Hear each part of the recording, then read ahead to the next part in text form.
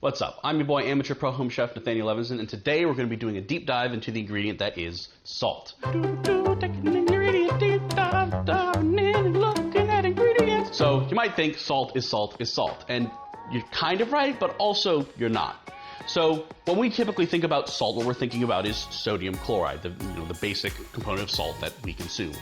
There are various sources of salt, and those various sources of salt will give you varying products of salt, and also different ways of processing and things like that. So when you're going out and you're buying salt, what should you be looking for? Well, there are a couple considerations, and not all salt is created equal. So the first thing you would see is your typical run-of-the-mill table salt. And this is typically iodized, which means they add iodine into the salt to prevent goiters, which is a good thing. So it's not bad to have iodized salt. And you see this is a very fine, almost sand-like texture. It also usually has an anti-clumping agent, so when if you're in a humid environment, you're not going to have to worry about stuff clumping together. You might also see rice and salt shakers, same thing. You want to draw out the moisture so it doesn't clump together. Very standard run-of-the-mill salt, very usable. Definitely recommend it for when you need to dissolve salt, because this dissolves very well in water because it's small particles.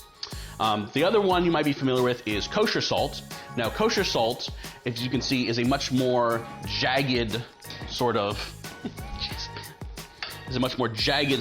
crystal structure, and that's because it's used primarily for koshering meat. So in Jewish culture and Jewish dietary laws, you cannot eat the blood of an animal.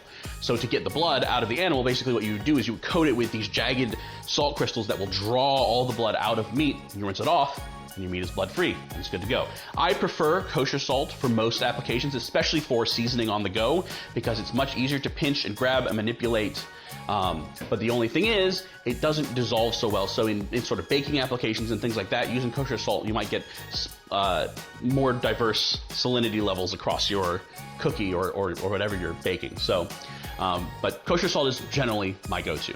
You also have sea salt. Now, sea salt is generally created by evaporating salt water. The ocean is salty. You evaporate off the water, you get salt. And there's all sorts of different kinds. So you have just your plain white sea salt. I have some fancy fine pink sea salt, and I have some really fancy, black lava salt from Hawaii.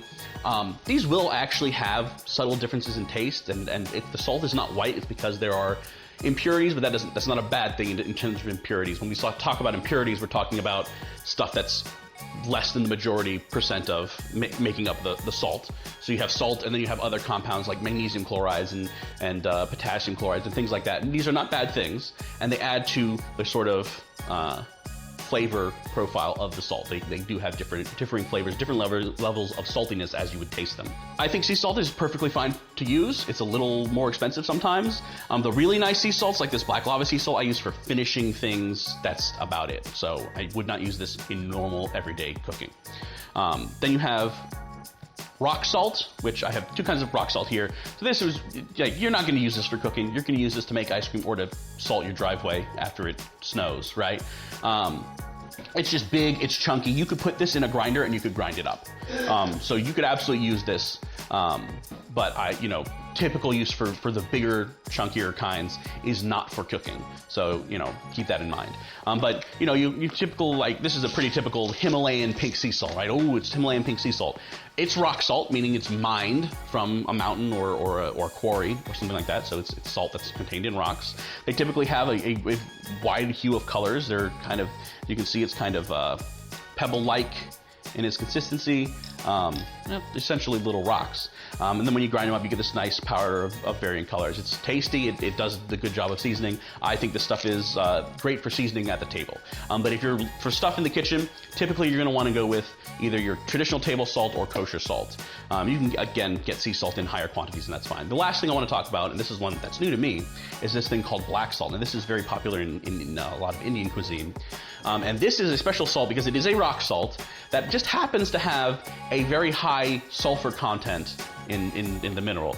And as a result of this, if you give it a whiff, it's pretty intense. Kind of reminds me of showing my face in a fistful of garlic. So That's definitely something to keep an eye out for if you're doing more specialty cooking. But you know, there's a lot of different salts out there.